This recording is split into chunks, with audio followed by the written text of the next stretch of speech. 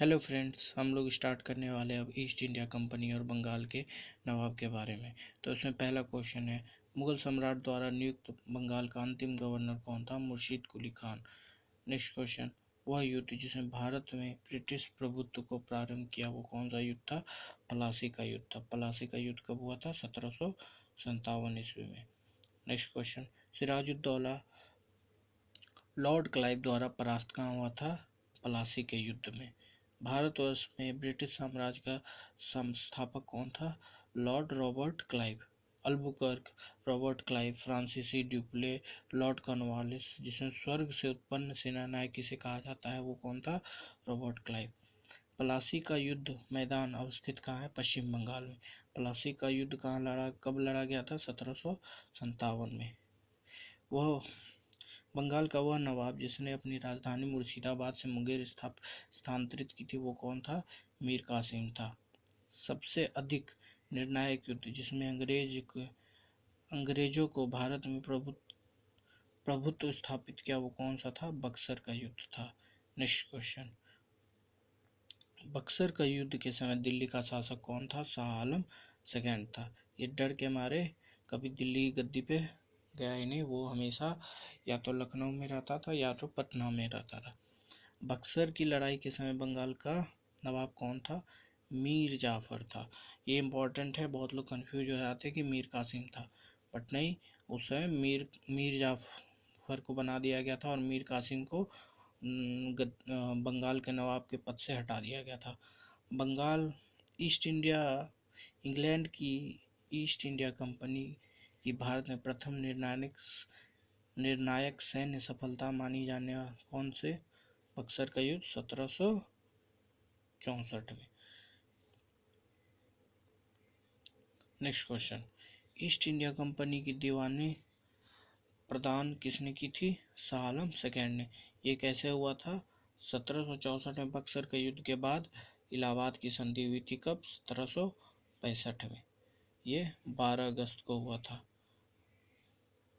जिसमें दीवानी अधिकार ब्रिटिशर्स को शाह आलम सेकेंड ने दे दी थी।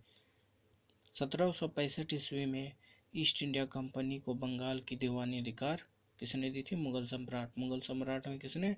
शाह आलम द्वितीय ने। नेक्स्ट क्वेश्चन, वह गवर्नर जिसने के कार्यकाल में ईस्ट इंडिया कंपनी को शहंशाह शाह आलम द्वारा बंगाल, बिहार तथा उड़ीसा की दीवानी अधिकार दिए थे वो कौन था? लॉर्ड क्लाइव था। शाह आलम द्वारा east India company Shah Alam द्वितीय ने ईस्ट इंडिया कंपनी को बंगाल, बिहार तथा उड़ीसा की दीवानी प्रदान कब की? 12 अगस्त 1765 में। यहाँ पे क्या हुआ था? इलाहाबाद की संधि हुई थी। ठीक है।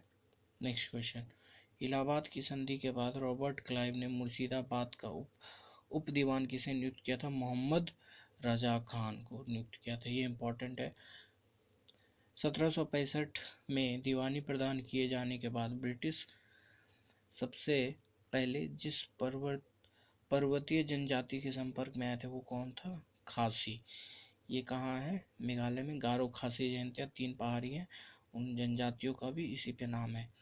18वें शतक में भारत में लड़े गए युद्ध का सही कालानुक्रम कीजिए। तो अंबर का युद्ध हुआ था, ये कब हुआ था? 1749 में। ठीक है। नेक्स्ट कौन सा है? पलासी 1757 में। फिर पांडीवास का युद्ध क्या हुआ था? किसके किसके बीच में? ब्रिटिश, अंग्रेजों और फ्रांस और अंग्रेजों के बीच में हुआ था, ब्रिटिश के बीच में। ये कब हुआ था? 1760 में। फिर नेक्स्ट बक्सर का युद्ध, ये तो जान ही रहे हैं, अभी या तो हो गया होगा 1764 ईस्वी में। वांडीवास का युद्ध कब हुआ? 1760 में। ब्रिटिश और फ्रेंच के बीच में हुआ था, जिसमें ब्रिटिश ने फ्रेंच को हराया था।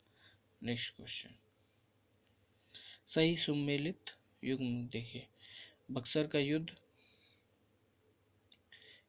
कौन था? मीर कासिम और ईस्ट इंडिया कंपनी के बीच में हुआ था। मीर कासिम उस लड़ाई से भाग गया था और बाकी कौन कौन थे उसमें? शाह आलम सेकेंड थे, और उस समय अवध का नवाब कौन था? शुजा-उद-दौला, वो भी था इस युद्ध में। वास का युद्ध हुआ था फ्रांसीसी और ईस्ट इंडिया कंपनी के बीच में। चिलिया वाला युद्ध किसके किस में हुआ था? डलहौजी के विरुद्ध। का युद्ध निजाम के विरुद्ध मराठों ने किया था। ठीक है। भारत में अंग्रेजों का सर्वाधिक विरोध किसने किया था? मराठा ने किया था। सर्वाधिक विरोध किसने किया? मराठा ने। हमारा अगला टॉपिक है क्षेत्रीय राज और पंजाब एवं मैसूर। पहला क्वेश्चन, रंजीत सिंह के राज्य में सम्मिलित था कौन सा? श्रीनगर। रंजीत सिंह संबंधित थे किससे? सुकुर चकिया मिसल से। महाराजा रंजीत सिंह के राज्य की राजधानी कहाँ थी? लाहौर। रंजीत सिंह ने सुप्रसिद्ध कोहिनूर हीरा प्राप्त किससे किया था? शाह सूजा से। इम्पोर्टेंट क्वेश्चन है। रंजीत सिंह ने सुप्रसिद्ध कोहिनूर हीरा किसे प्राप्त किया था? शाह सूजा से। ईश्वर की इच्छा थी कि मैं सभी धर्मों के को एक निगाह से देखूं, इसलिए मैं दूसरी आंख की रोशनी ले ली। यह कथन किसने कही थी? महाराजा रंजीत सिंह ने। महाराजा रंजीत सिंह के उत्तराधिकारी कौन थे? खड़ग सिंह। सिख राज का अंतिम राजा कौन था? दलीप सिंह। दिलीप नहीं, दलीप सिंह। पंजाब के पूर्व महाराजा दलीप सिंह के विषय में 23 अक्टूबर 1893 में उनका निधन पेरिस में हुआ। नासिक में उनकी अंत्येष्टि हुई। उन्होंने कभी भी सिख धर्म को नहीं छोड़ा और कभी भी रूस नहीं गए थे। ये बात सही है। 23 अक्टूबर 1893 में उनका निधन पेरिस में थे। इन सारी बातों में ये बात सही है। 23 अक्टूबर 1893 में उनका निधन हुआ था।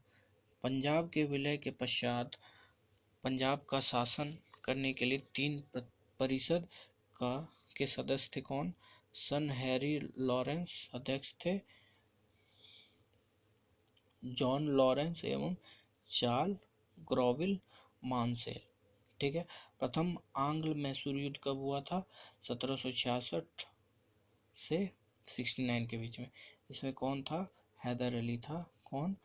मैसूर का नवाब था। ब्रिटिश जनरल जिसने हैदर अली को पोर्टनोवा के युद्ध में हराया वो कौन था? सर आयरकूट थे। Sir Eyre Coote. ठीक है। टीपू सुल्तान ने अपनी राजधानी किसे बनाई थी? श्रीरंगपट्टनम को। वह भारतीय शासक जिसने विदेशों में आधुनिक पद्धति से दूतावास स्थापित की थी वो कौन था? टीपू सुल्तान ही था। ये इंपॉर्टेंट क्वेश्चन है। वह कौन था भारतीय शासक जिसने आधुनिक पद्धति से दूतावास स्थापित की थी? वो कौन था? टीपू सुल्तान। टीपू सुल्तान ने ब्रिटिश सेना 1780 में हराया था पोलीलूर में। अंग्रेजों ने श्रीरंगपट्टनम की संधि की थी टीपू सुल्तान के साथ तीसरे आंग्ल मैसूर युद्ध के बाद। ठीक है। टीपू सुल्तान अंग्रेजों के साथ युद्ध में हारे थे कब? 1799 में। ये चौथा आंग्ल मैसूर युद्ध था। सुमेलित करना है। प्रथम आंग्ल मैसूर हैदर अली की विजय हुई। दूसरा आंग्ल अनिर्णायक रहा। तीसरा आंग्ल टीपू सुल्तान हारे थे इसमें और उन्हें आधा भाग अपना देना पड़ा था। चौथा आंग्ल मैसूर युद्ध टीपू पराजित हुआ और युद्ध के में दिवंगत हो गया। एक इम्पॉर्टेंट बात यहाँ पे याद रखने वाली, द्वितीय आंग्ल मैसूर में हैदर अली की मृत्यु हो जाती है। ठीक है। और इसी बीच में 1782 में उसकी मृत्यु होती है और इसी में टीपू सुल्तान को इस युद्ध में आना पड़ता है। बेगम समरू ने एक अति प्रसिद्ध चर्च का निर्माण किया था। वो कौन था? सरधना में। सही कथन इसे बताना है। महाराजा रंजीत सिंह ने लाहौर में तोपों के निर्माण के लिए आधुनिक ढलाई खाने स्थापित किए थे। ठीक है। अजमेर में सवाई जयसिंह ने यूक्लिड से रेखांकित तत्वों की संस्कृत में अनुवाद किया था। मैसूर ने टीपू सुल्तान सिंगरों के माध्यम से शारदा की मूर्ति का निर्माण किया था। ये सारे सही कथन है। ठीक है। नेक्स्ट, पलासी के युद्ध में सिराजुद्दौला की पराजय के लिए मीर जाफर ने अंग्रेजों से मिलकर षड्यंत्र रचा था। यह भी बिल्कुल सही है। 1757 का युद्ध, इसमें सिराजुद्दौला की मृत्यु हो जाती है। उसके बाद कौन बनता है? सिराजुद्दौला की मृत्यु हो जाती है। उसमें कौन था? उसका सेनापति था मीर जाफर। वो अंग्रेजों से मिल जाता है। ठीक है। अब अगला हमारा टॉपिक होगा गवर्नर और गवर्नर जनरल और वाइसराय। ये हम लोग नेक्स्ट पार्ट में करेंगे। अभी तक के लिए thank you and subscribe to my channel.